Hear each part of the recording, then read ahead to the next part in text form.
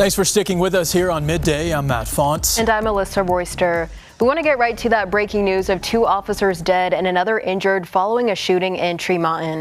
That's right. We're bringing you team coverage on the latest this afternoon. Kate Gardner is in Tremonton talking with one person who was live streaming during the shooting. And Bayon Wang is in Taylorsville at the medical examiner's office where the bodies of those fallen officers are being held. But first, we want to check in with ABC4's Jonathan May, who joins us live outside the home where officers responded to that domestic disturbance. Jonathan, you've spent the morning talking with neighbors and police. What can you tell us? Yeah, that's right, Matt. Alyssa, you can feel and hear the heartbreak when talking to these neighbors. It's a close community. So close, in fact, that the chief of the Brigham City Police Department says it was neighbors around the home who helped talk the suspect down. I think those acquaintances and relationships probably played a key role into getting him to put down his weapons and surrender. Neighbors felt something was off Sunday evening after hearing a loud pop. Thought it was a firework, like legit. It sounded like a firework, so I didn't think anything of it. So we finished doing what we were doing, and then I got thinking. Yeah, we heard like some, not like distressed yelling, but kind of like louder yelling. And for 9 p.m. at night, it was kind of weird. Tyson went over to the home to find out more. He saw a police officer. I just asked him, hey, I thought I heard fireworks or something. He was getting out of his car. He's like, no, your neighbor's shooting guns and it's an active shooter right now, so get home. So I drove back around the block, got home, and 30 seconds later there was the 3 other shots, and yeah.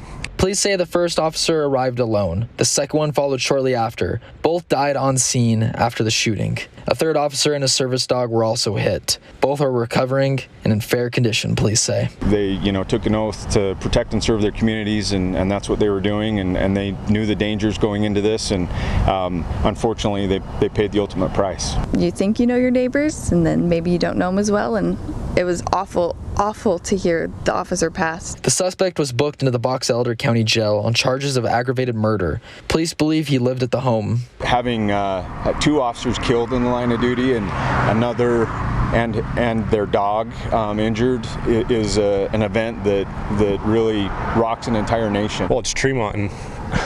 It's just a small town, I mean, we know most of our neighbors. Unfortunately, those are neighbors we don't really know, but we love our neighbors. We love the community. Yeah. Our kids walk past that house every single day. Hundreds of kids walk by that house every day. They ride their bikes around there every single day. And during my story, we did actually just get the information about the name of the suspect. Police are saying it's Ryan Michael Bate. That just came in. So we'll, of course, update you both on air and online with that information. Reporting live in Tremont, Jonathan May, ABC4 News. All right, Jonathan, thank you. Now let's send things over to our Bayon Wang, who's live at the medical examiner's office in Taylorsville. Bayon, what do we know about the process for the officers now? Yeah, guys, well, when an incident like this occurs, the medical examiner's office takes custody of the bodies. They have to perform a mandatory forensic autopsy. Do not confuse this with a medical or clinical autopsy, but in the state of Utah, when a law enforcement official dies in the line of duty, there is a forensic autopsy that has to take place. We're thinking about documentation of ballistic evidence, trace evidence, the projectiles. All of that is gathered here, even taking documentation of the toxicology, because they need to provide all this information to law enforcement and prosecutors who are going to go after this individual responsible for these killings. They need to certify the cause and the manner of death for these 2 officers. Let's take a look at some of the images we captured earlier today from UDOT cameras showing the procession of those officers traveling south from Tremonton to Taylorsville to the medical examiner's office here.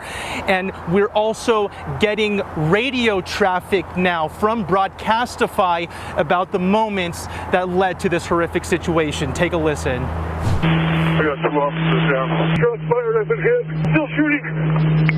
Copy, still shooting. 2 officers down in the intersection, not moving. I'm hit. I don't know if it's in the head or my shoulder. And where are the shots coming from direction-wise? I have no clue. I parked on the I've listened to this Broadcastify radio traffic dozens of times so far, and it is just heartbreaking even hearing it live here as I'm presenting this information to you. These officers, these two officers, are supposed to be home with their families. But instead, they're in this building behind me where the medical examiner has to certify the cause and manner of their death. We're hearing this is going to happen in short order here. We're hearing that this procession is likely going to take place this afternoon, and ABC4 is going to bring you live coverage throughout the entire day, live at 4, at 5, at 6, and at 10. It's a situation that never happened, but now we're all mourning together. Guys. All right, Brian, thank you. And our Northern Utah correspondent Kate Gardner is also on scene and spoke with someone who watched the whole thing unfold. Kate, I can only imagine how shaken up that community is there. Yeah, we've heard the word heartbroken multiple times already today. I mean, that's really what all the neighbors out here are saying. I talked to one woman who said she wishes we could rewind back time to maybe Friday or Saturday and just skip past all of this. She was at home last night when she heard what she thought were fireworks. Turned out to be something much worse. Another man was home sleeping. He was woken up by banging. He walked outside to film what he saw next. Let's take a look at that video. This is from Kevin Richard. He says when he first went outside to see what was going on, there were only a few police cars, but within minutes, SWAT and other agencies arrived on scene. He's lived in Tremonton for about 5 years now and was shocked to have something like this happen here. By this morning, he learned what happened to those 3 officers. That makes me sad because I just met a handful of them at the softball versus the fire department game at the Tremonton Heydays, like literally a couple of weeks ago. So it's kind of sad, you know. I hope it wasn't one of the ones I met, but also, you know, just sad in general. Okay, and we're talking about sad. You can't see it, it's off camera right now, but one couple of neighbors here are actually wrapping their trees in blue ribbon right now in support of those police officers. Again, this neighborhood is just heartbroken today. We're going to continue to talk to these neighbors throughout the day and bring you that coverage both on air and online at abc4.com. Live in Tremonton, Kate Garner, back to you. Kate, thank you. And tributes for these fallen officers are pouring in from across the state. In a post on social media, Governor Cox said in part, quote, "Our support and prayers go out to their families and fellow officers. May God bless all those who put themselves in harm's way to keep us safe." Meanwhile, Senator John Curtis is also reacting. He said in a statement, quote, "2 brave officers lost their lives in the line of duty and a deputy and his canine partner were injured. My prayers are with their families, their fellow officers, and the entire community as we grieve this devastating loss." And the commissioner of Box Elder County is also expressing his condolences. In a statement, Lee Perry said the following: "My heart is broken for the Tremonton Garland Police Department at the loss of their 2 officers, and I'm praying for the families of the fallen," end quote. And if you or someone you know is suffering from domestic violence, we want you to know that help is available. Call the number on your screen for 24/7 help or call 911 if in immediate danger.